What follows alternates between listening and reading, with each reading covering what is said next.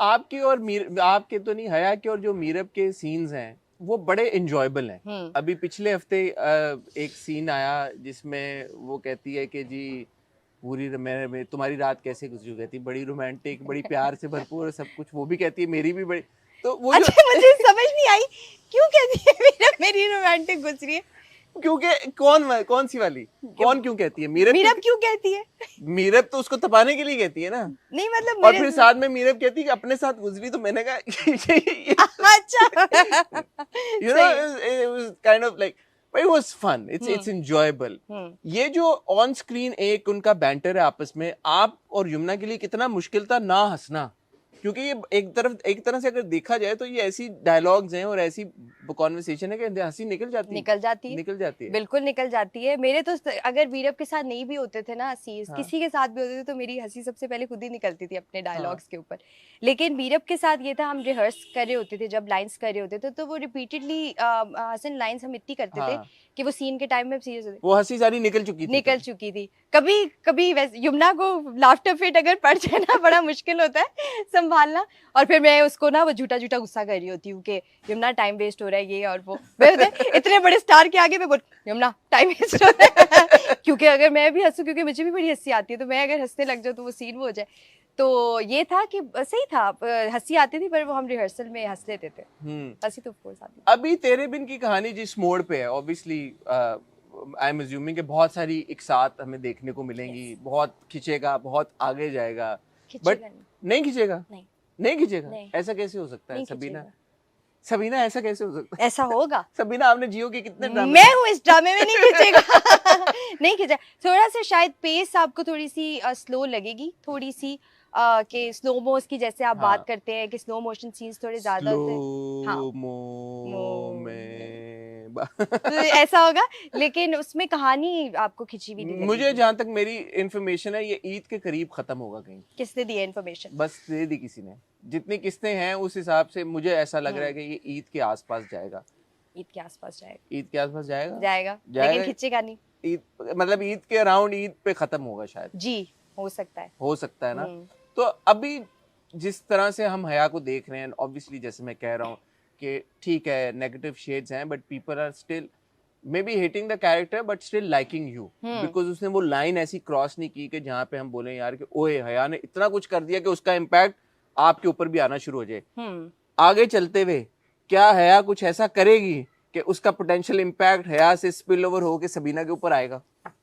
तो मैं भी उठा लेता। करेगी, बिल्कुल करेगी।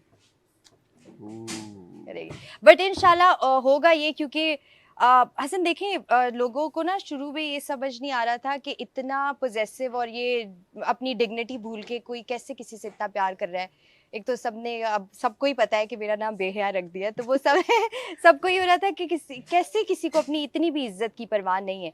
तो वो ग्राफ बनाना बहुत ज़रूरी था, ओनली टू जस्टिफाई कि वो आगे जो करेगी ना, उसको जस्टिफाई करने के लिए बहुत इंपॉर्टेंट था। ठीक है, यानी कि आगे बहुत कुछ करने। ये कितने एपिसोड्स के बाद की कहानी है? ये बस अभी ये शुरू हो गई है, ये तकरीबन शुरू हो गया जी, शुरू हो गई है ऑलमोस्ट ये इस तरफ हम जाना शुरू हो गए हैं। बिल्कुल। एक सवाल मैंने आपसे पूछना था हया से रिलेटेड। बहुत बार हमने देखा है कि हया ये भी कहती है कि मैं इस घर पे राज करूंगी, इस घर की मालकिन बनूंगी, चाबियों के साथ। इस हफ्ते जो पहली एपिसोड आई उसका जो सीन था, चाबियां वो निकाल लेती है।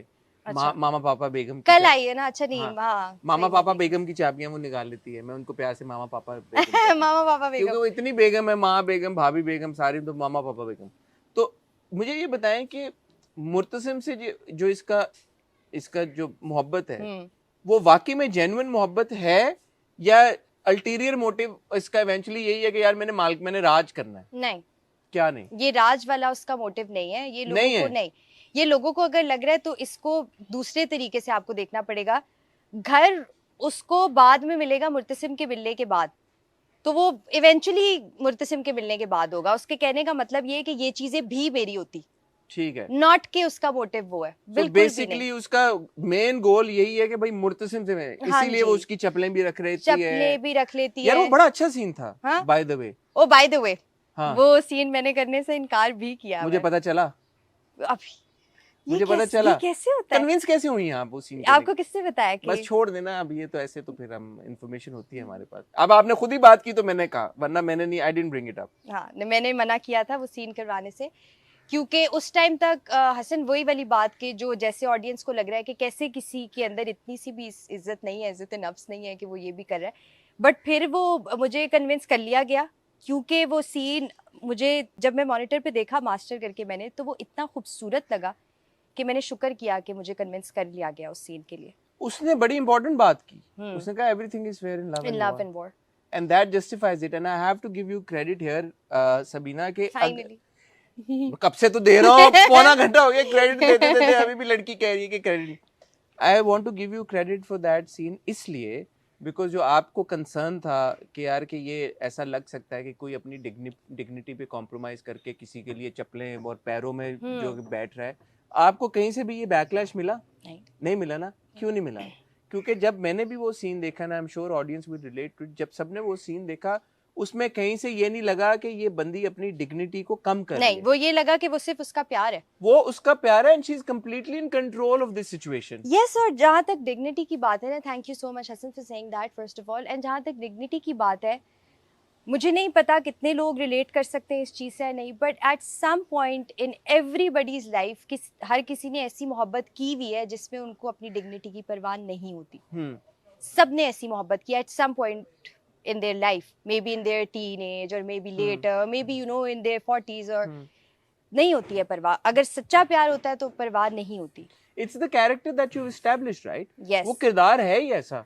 और असल प्रॉब्लम तब होती है कि अगर किसी को फोर्स किया जाए ये करने के लिए, अगर कोई मर्द बोले कि अच्छा मुझे चप्पलें निकालो और मेरी चप्पलें पहनाओ, यहाँ पे वो अपनी मर्जी से कर रही है। हया जो भी डिसीजन ले रही है, जो भी काम कर रही है, वो अपनी मर्जी से कर रही है ना। अभी भी पिछले हफ्ते एक और बड़ा खूबसूरत डायलॉग था, लोग हमसे मिस हो गया रिव्यू में, तो लोगों ने कहा how could you not talk about it, हम भी कमा रहे और हमारे वो भी कमा रहे। I think that one really picked up, it went really viral that dialogue. So ये जो छोटे छोटे डायलॉग्स, और उसमें आप इम्प्रोवाइजेशन भी होती है या ये वैसे ही है जैसे लिखा हुआ है? नहीं हसन, मैं अपने डायलॉग्स में इम्प्रोवाइज नहीं करती, बहुत कम। अगर बहुत मुझे लगता है ना कि बहुत बिलो द बेल्ट कोई डायलॉग लिखा हुआ है जो कि कभी हो जाता है, आ जाता है हमारे पास ऐसा कोई डायलॉग, उसमें हम उसका एसेंस वही रखते हुए चेंज कर देते हैं। Otherwise I don't believe in improvising dialogues. मुझे लगता है कि लिखने वाला जो कैरेक्टर लिखता है ना, वो उसकी लैंग्वेज के हिसाब से वो डायलॉग्स लिखता है। मैं अगर उसको चेंज करूंगी तो मैं अपनी स्पोकन लैंग्वेज के हिसाब से उसको चेंज करूंगी, व्हिच आई नेवर डू। तो हया की ये जो टोन आपने पकड़ी, जो हम डिस्कस कर रहे हैं कि उसमें कुछ मुख्तलिफ एक एलिमेंट है, ये खुद की तरफ से आया या सिराज भाई की तरफ से भी आया? कोई डिस्कशन हुई इसके इर्द गिर्द, या from the day one when you were on set you were in that zone, in that character? No, I was in. Siraj भाई ने बहुत, मेरा ख्याल है, मुझे इस चीज़ में हेल्प की है, उसके टोन को बिल्ड कर। हमने टोन की स्पेसिफिकली बात नहीं की है, लेकिन you know what I mean, जो हम बात कर रहे हैं कि वो वैम्पिश है, बट उस तरह की वैम्पिश नहीं है जैसी हम ट्रेडिशनली देखते हैं ड्रामों में। नहीं, वैम्पिश भी मुझे कहा गया था कि वैम्प है, मुझे कहा गया था कि इसको एज ए वैम्प प्ले करना है, बट मैंने उसके कैरेक्टर की जस्टिफिकेशन के लिए ना बड़ी वो बात की थी।